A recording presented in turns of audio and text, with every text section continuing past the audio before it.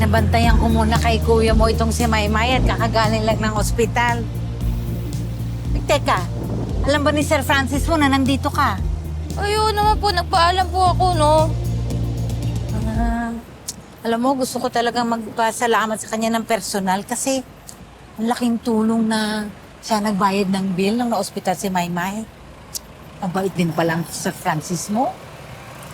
Hindi naman po. Medyo lang. Ano ka mo? Wala, sabi ko po, oo, mabait po siya. Kaya kahit mahirap po yung trabaho ko, inaayos ko po talaga. Pero Nay, alam mo na bigla talaga ako. Kasi akala ko dati na kapag mayaman ka, pag madami kang pera, eh magiging masaya ka na. Pero doon po sa bahay ng mga Palma, ang lungkot-lungkot nila kahit ang dami nilang pera. Kasi naman anak, hindi lahat kayang bilhin ng pera. Saka alam mo, pagdating sa pera, nagbabago ang mga tao. At yung iba, nagiging sakim. Yung ibang tao naman, natututong manlabang ng kapwa nila. Nga po, Nay.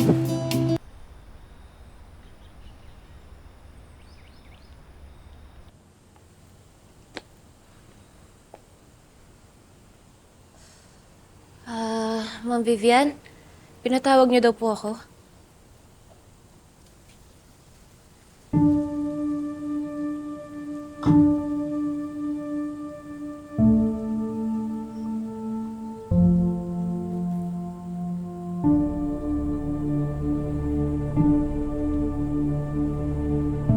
Mukhang masyado mo atang nagugustuhan ang pagtira sa mansyon ng mga Palma.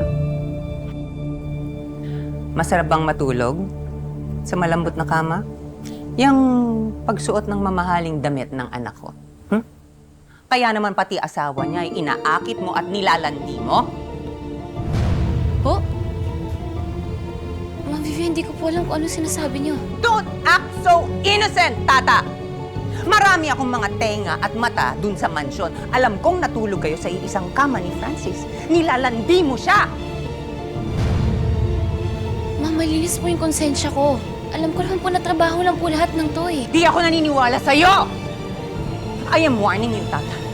Kapag trinaydor mo ako, kaya kong sirain ang buhay mo. Pati ang pamilya mo.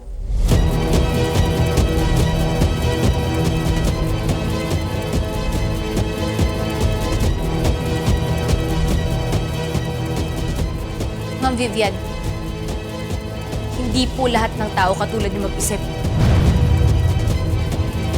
Excuse me po, malakap na ako. Baka inaanap na po ako ni Sir Francis.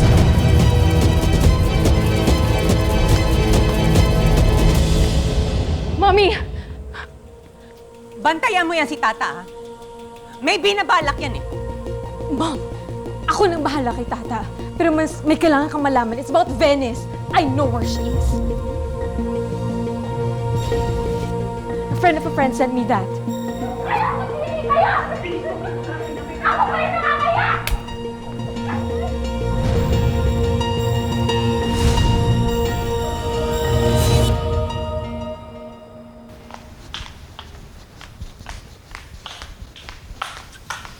Venice! Venice! Please, mag-usap muna tayo. Anong ginagawa mo dito? Lumipat na nga ako ng hotel at tuntun mo pa ako dito? Hindi ako aalis dito hanggat hindi tayo nag-uusap. Sige, pagpatigas ka, tatawag akong security. Papahuli kita. Venice, natukso lang naman ako eh. Lalaki ako eh. Pero alam mo naman na ikaw lang ang mahal ko. Yung mga babaeng yun, wala laro-laro lang sa akin yun, Venice. Pwede ba? Tigilan mo na nga ako.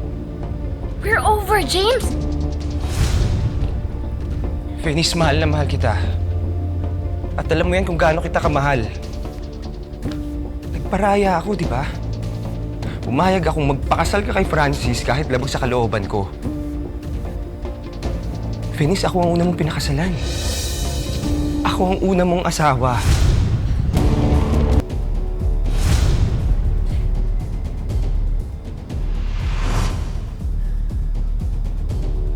Babe, just like that, I can't believe nakasal na tayo. I can't believe na akin ka na.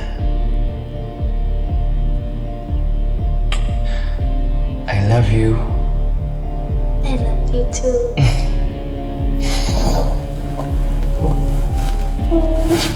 Katuwaan lang naman yung kasal natin sa Vegas.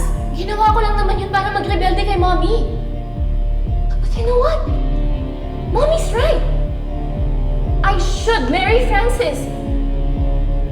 He's good for me, James. For my career, para sa future ng family namin.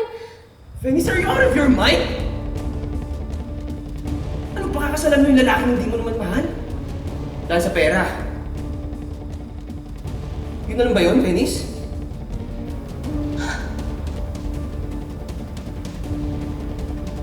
Well, if you really love me, ibibigay mo sa akin to, James.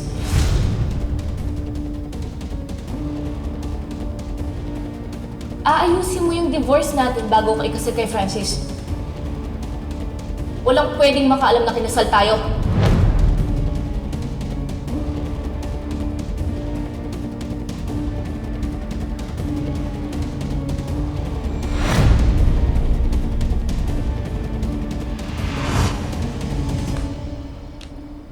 Wala akong napala sa'yo. Tama lang na pinakasalan ko si Francis. At dapat nga, never kong iniwan yung asawa ko para lang sa'yo. Huwag ka na nga magpapakita sa akin. Goodbye.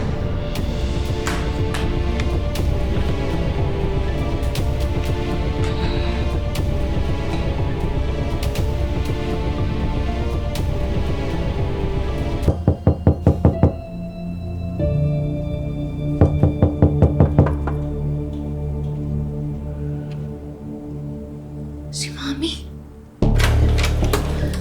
Anong ginagawa niyo dito? We need Paano to niyo... talk, Venice. We need to talk. Siguro naman, natauhan ka na. Na wala kang mapapala dyan sa kabit mo. Hindi ka niya mahal. Venice!